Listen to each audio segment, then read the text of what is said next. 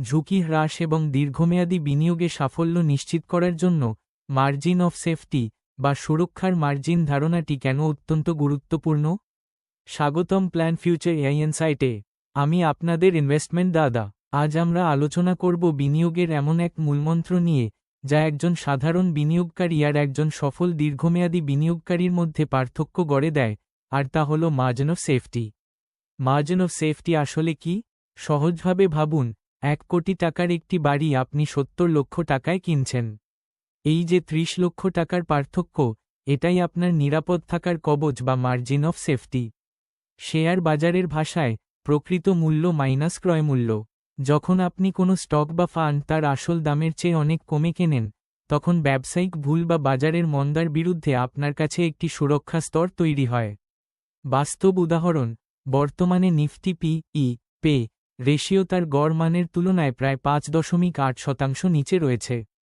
এটি একটি পরিমিত মার্জিন অফ সেফটি নির্দেশ করে, যা ডিসিপ্লিনড SIP শুরু করার জন্য বেশ ভালো।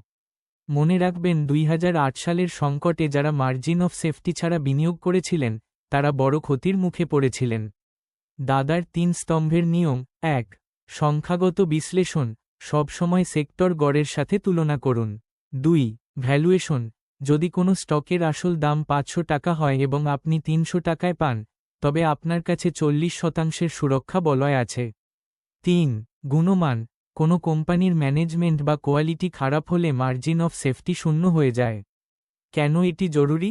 এটি আপনার মানসিক প্রশান্তি বজায় রাখে। যখন বাজার 20% পড়ে যায়, কিন্তু আপনি আসল দামের চেয়ে 40% কমে স্টক কিনেছেন, তখন আপনি আতঙ্কিত হয়ে শেয়ার বিক্রি করবেন না।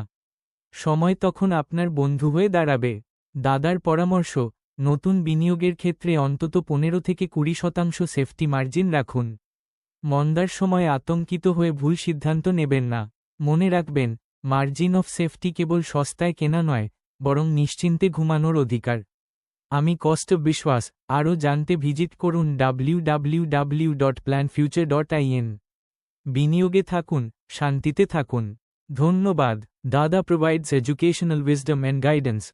Always consult your registered financial professional before implementation.